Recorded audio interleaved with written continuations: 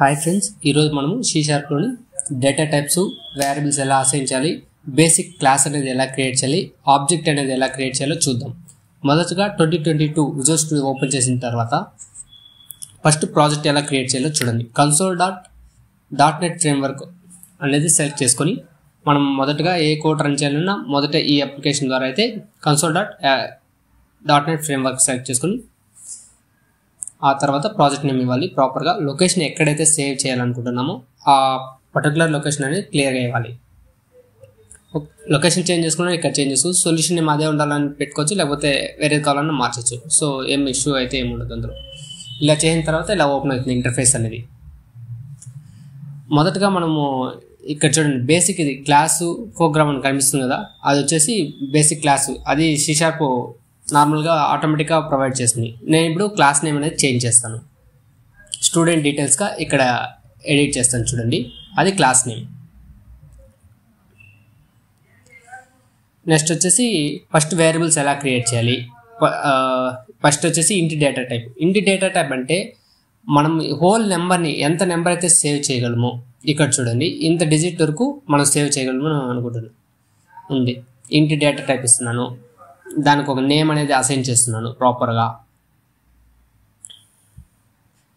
ఆ నేమ్గా అసైన్ చేసిన తర్వాత నేను ఎంత నెంబర్ అయితే ఇవ్వాలనుకున్నా ఇక్కడ ఎంటర్ చేస్తున్నాను. ప్రాపర్గా ఎంటర్ చేస్తాను చూడండి, ఈ విధంగా డిక్లేర్ చేసుకోవాలి ప్రాపర్గా ఫస్ట్ క్లాస్లో. తర్వాత నేను ఇప్పుడు కింద చూడండి మెయిన్ మెథడ్లో వచ్చేసి ఆబ్జెక్ట్ ఎలా క్రియేట్ చేయాలో చూడండి, అది ఆటోమేటిక్గా చూపిస్తుంది C# ఇప్పుడు ఇంటెలిజెన్స్ అనేది. నేను ఇప్పుడు చూడండి సేమ్ అలానే వస్తుంది. స్టూడెంట్ నేను టైప్ చేస్తాను ప్రాపర్గా దాన్ని. స్టూడెంట్ డీటెయిల్స్, ఆబ్జెక్ట్ నేమ్ ఇస్తాను, equal to new keyword student details. Intelligence అనేది ఆటోమేటిక్గా షో అవుతూ ఉంటుంది. మనకు కావాలంటే అలానే ఓకే చేసుకుంటే డైరెక్ట్ వస్తుంది, అదేమి ఇష్యూ ఉండదు. మనం ఈ ఆబ్జెక్ట్ అనేది ఎలా ఇక్కడ యాక్సెస్ చేసుకోవాలంటే console.writeLine అని రాయాలి. అందులో వచ్చేసి ఏదైతే ఆబ్జెక్ట్ నేమ్ క్రియేట్ చేసినామో ఆబ్జెక్ట్ నేమ్ డాట్ మనం ఏదైతే స్టార్టింగ్లో క్లాస్లో మనం డిక్లేర్ చేసేటప్పుడు వేరియబుల్ అసైన్ చేస్తాం కదా నేమ్, ఆ నేమ్ అనేది ఇక్కడ ఇవ్వాలి. అప్పుడుదా అది వర్క్ అవుతుంది ప్రాపర్గా. ఇప్పుడు చూడండి, మనం ఇలా రాసిన తర్వాత మనం ఇప్పుడు రన్ చేయాలనుకోండి, రన్ చేస్తే వర్క్ అవుతుంది. వర్క్ అవుతుందో లేదో మనకు ఆ ప్రోగ్రామ్ అనేది చూడాలనుకున్నప్పుడు console.readline అనేది ఇక్కడ ఇవ్వాలి. అప్పుడే మనము రన్ చేసిన కోడ్ అనేది కమాండ్ ప్రాంప్ట్లో ఓపెన్ అయ్యి అలానే ఉంటుంది మనం చదువుకోవడానికి. లేదంటే ఆటోమేటిక్ వస్తుంది, ఎగ్జిక్యూట్ అవుతుంది, ఫ్రాక్షన్ ఆఫ్ సెకండ్స్లో కనిపించకుండా ఎగ్జిక్యూట్ అయ్యి వెళ్ళిపోతుంది. చూడండి నేను సేమ్ వచ్చిందా, మన అవుట్పుట్ అనేది 12355 వచ్చిందా. ఈ విధంగా మనం చేయాలి. ఇది ఇంటి డేటా టైప్ అనేది ఇక్కడ చూడండి, ఎంత హోల్ నెంబర్ ఎంత అయితే ఇది చేస్తుందో చూడండి, ఇంత డేటా టైప్ వరకు సపోర్ట్ చేస్తుంది అంత ఇంటి డేటా టైప్ అనేది. దీన్ని మించి ఇస్తే సపోర్ట్ చేయదు. మొదట ఈ డేటా టైప్ అంతా ఇచ్చిన తర్వాత ఒకసారి ఎగ్జిక్యూట్ చేస్తాను, అక్కడ రిజల్ట్స్ అనేది వచ్చింది. ఇప్పుడు నేను దానికంటే ఒక డిజిట్ అనేది ఇంక్రీజ్ చేద్దాం అనుకుంటున్నాను. అంటే మనకి ఎర్రర్ ఏం త్రో చేస్తుంది ఫస్ట్ చెక్ చేయడానికి, అంతే, దాని మించి ఇంకేం లేదు. చూడండి ఇక్కడే వస్తుంది, cannot implicitly convert into long to into, అంటే అది ఆ డిజిట్స్ ఎక్కువ ఉంది కాబట్టి లాంగ్ అనే డేటా టైప్కి సరిపోతుంది అని చూపిస్తుంది. నెక్స్ట్ వచ్చి మనము లాంగ్ టైప్ చూద్దాం.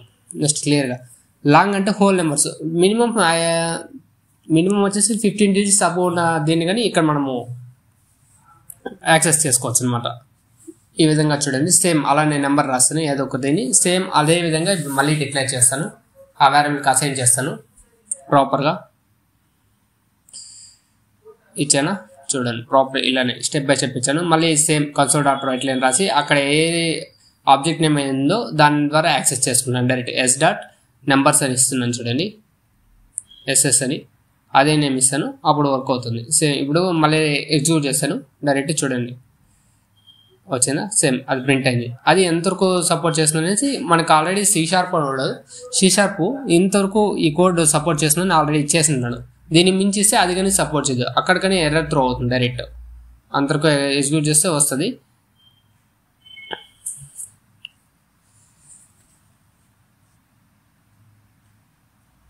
ప్రాపర్గా వచ్చిందా. ఇప్పుడు చూడండి ఏదన్నా మనం 1 or 2 డిజిట్స్ పెంచామంటే ఇక్కడ రాదు. అక్కడ చూడండి .NET ఫ్రేమ్వర్క్ రెఫరెన్స్ సోర్స్ అంటే ఇంటిగ్రేట్. ఇప్పుడు మనం రీబిల్డ్ చేసాం అనుకో డైరెక్ట్ త్రో చేస్తారు, ఎర్రర్ అనేది వస్తుంది డైరెక్ట్. నేను ఒకసారి రీబిల్ చేస్తేనే వస్తుంది ఎర్రర్స్, లేదంటే మనం రన్ చేసినప్పుడు ఎర్రర్ త్రో అవుతుంది డైరెక్ట్. చూడండి ఈ విధంగా వస్తుంది.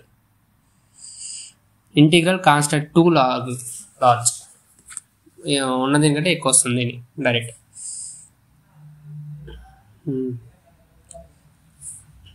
నెక్స్ట్ వచ్చేసి ఫ్లోట్ అంటే మనం ఎప్పుడైతే ఫ్లోటింగ్ నెంబర్ ఆర్ డబుల్ వచ్చేసి ఎప్పుడైతే ఫ్యాక్టోరియల్ ఫార్మ్స్ ఉంటుంది కదా, మనం 5/10 5/4 అలా ఇస్తాం కదా, అలాంటప్పుడు ఈ ఫ్లోటింగ్ పాయింట్స్ అనేది యూజ్ చేస్తాం ఇక్కడ.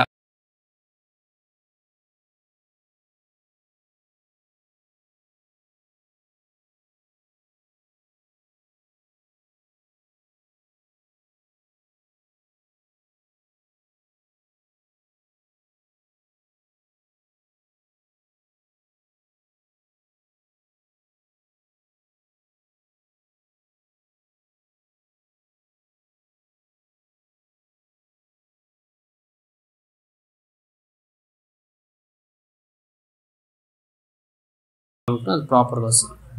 ఆ రెండింటిని ఒకేసారి యాక్సెస్ చేసి చూపిస్తాను. ఫ్లోట్ డిక్లేర్ చేస్తాము అక్కడ చూడండి. ఇప్పుడు ఏదైతే మనకు కావాలో కూడా ఆ రెండింటిని ఎంటర్ చేసి టైప్ చేస్తున్నాను. C.F1 నెక్స్ట్ D.F డబుల్ కి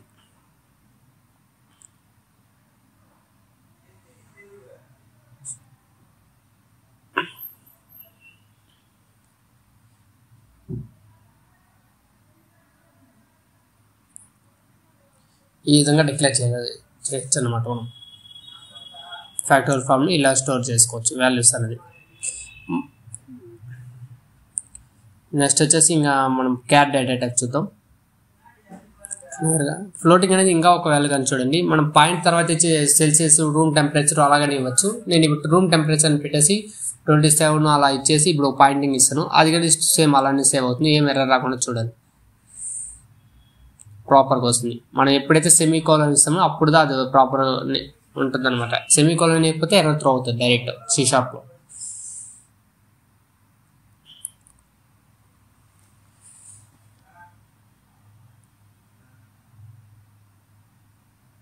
చూసారా ప్రాపర్గా వస్తుంది. 20.3 మనం ఏదైతే ప్రింట్ చేయాలనుకున్నా అది ప్రాపర్గా వచ్చింది.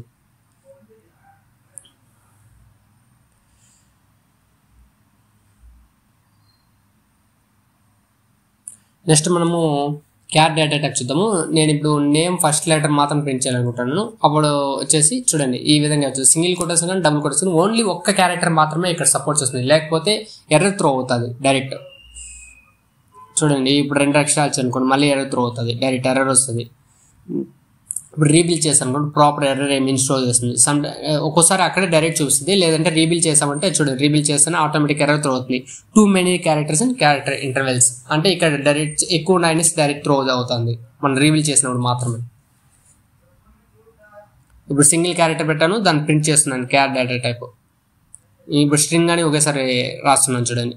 నేమ్ అని పెట్టేసి టోటల్ ఎంటైర్ నేమ్ ఇస్తాను. ఏదైనా ఛానల్ నేమ్ పెడతాం అనుకుంటున్నాను. ఇక్కడ చూడండి క్లియర్గా పెడుతున్నాను నేమ్ అన్నది. ఇదే నేమ్ని మనం కింద డైరెక్ట్ యాక్సెస్ చేసుకోవాలి.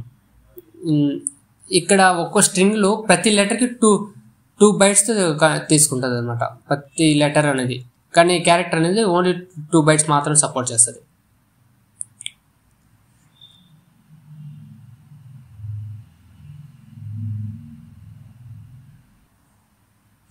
console.writeley ఫైనల్ నేమ్ అనేది చూడండి ఏ విధంగా వస్తుందని. ఇలా క్లాస్ ఎలా క్రియేట్ చేయాలి, ఆబ్జెక్ట్ అనేది ఇలా ఉంటుందంట. ఫైనల్ అవుట్పుట్ చూద్దాం, క్లియర్గా అన్నీ వస్తుంది. ఈ విధంగా మనం ఒక క్లాస్ ప్రోగ్రామ్ అనేది క్లియర్గా చూడొచ్చు. ఫస్ట్ మనము వేరియబుల్ అసైన్ చేసాము, ఇంటిగ్రల్ వ్యాల్యూస్ దేనికి కావాలని చూసాము, తర్వాత డేటా టైప్స్ అన్నీ చూసాము. ప్రాపర్గా ఎలా అసైన్ చేస్తామో చూసుకోవాలి. ఇలా ఫస్ట్ లెటర్